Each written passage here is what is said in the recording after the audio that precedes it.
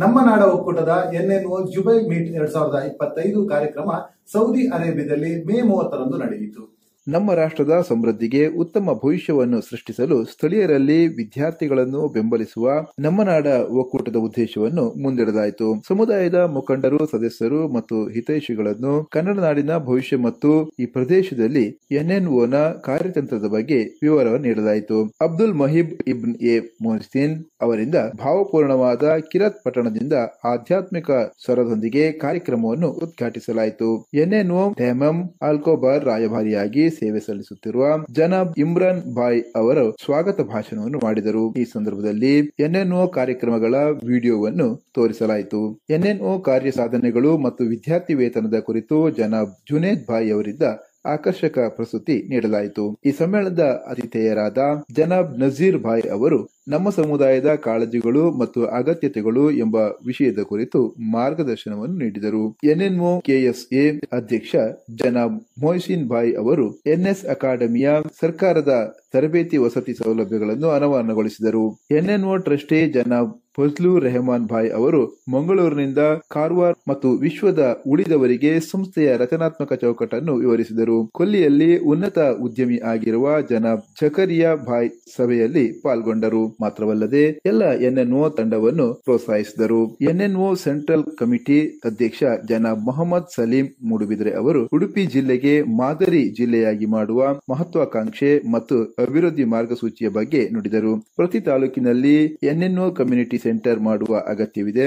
ಶ್ರಮಪಟ್ಟರೆ ಎಲ್ಲವೂ ಸಾಧ್ಯ ಎಂದು ಎಲ್ಲರೂ ಸತತ ಪ್ರಯತ್ನ ಮಾಡಬೇಕೆಂದು ಪ್ರಾರ್ಥಿಸಿದರು. ಜನಾಬ್ ನಜೀರ್ ಭಾಯ್ ಅವರ ಸಮಾಜ ಸೇವೆಗೆ ಎನ್ಎನ್ಒ ಪರವಾಗಿ ಸನ್ಮಾನಿಸಲಾಯಿತು. ಜನಾಬ್ ಮೊಹಮ್ಮದ್ ಸಲೀಂ ಭಾಯ್ ಅವರ ತಾಳ್ಮೆ, ಸಮರ್ಪಣೆ ಮತ್ತು ಉತ್ಸಾಹ ಮಾನವೀಯತೆಯ ಸೇವೆ ಸಲ್ಲಿಸಲು ಜನರನ್ನು ಒಗ್ಗೂಡಿಸುವ ಸತತ ಪ್ರಯತ್ನಕ್ಕೆ ಕಾರ್ಕಳದ ಸಂಘಟನೆ ಕೆಎಎಸ್ಎ ಇವರಿಂದ ಸನ್ಮಾನ ನೆರವೇರಿತು.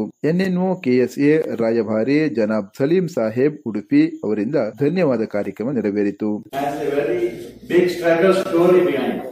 So we are not looking for with the struggle, we are looking at the results and so it should not be that every man has to struggle, but we should have to struggle. Unless we struggle, we cannot achieve any goals. It's impossible. Even though we have knowledge, money, anything, but if we don't have a struggle, we cannot win.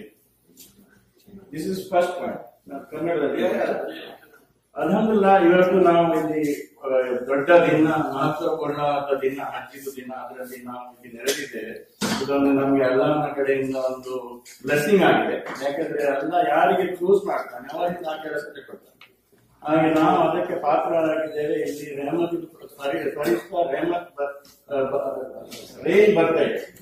ಆದ್ರೆ ನಾವೆಲ್ಲ ಅದರಲ್ಲಿ ಪಾಲ್ಗೊಂಡಿದ್ದೇವೆ. ಜಜಾಕಲ್ಲಾ ಖೈರ್ ನಜೀಮನ್ for your hospitality and hosting this.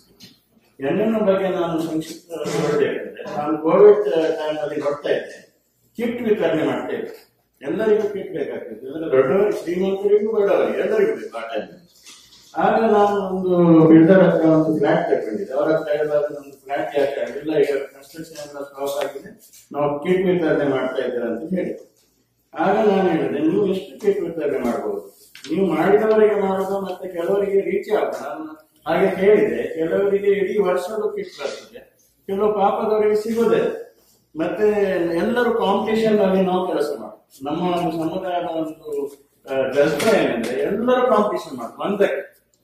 ಅದಕ್ಕೆ ನಾನು ಹೇಳಿದೆ, ನಾವು ಕಾಂಪಿಟೇಷನ್ ಮಾಡಬಾರ್ದು, ಕಾಂಪ್ಲಿಮೆಂಟ್ ಮಾಡಬೇಕು, ಒಗ್ಗೂಡಿ ಕೆಲಸ ಮಾಡಬೇಕು. ಈಗ ನಾವು ಒಂದು ನೀವೊಂದು ಹೇಳಿದ್ರೆ ನಾವು ಅದು ಮಾಡ್ತಾ ಇದ್ದೇವೆ, ನಾನು ನಂಬರ್ ಪಡೀರಿ.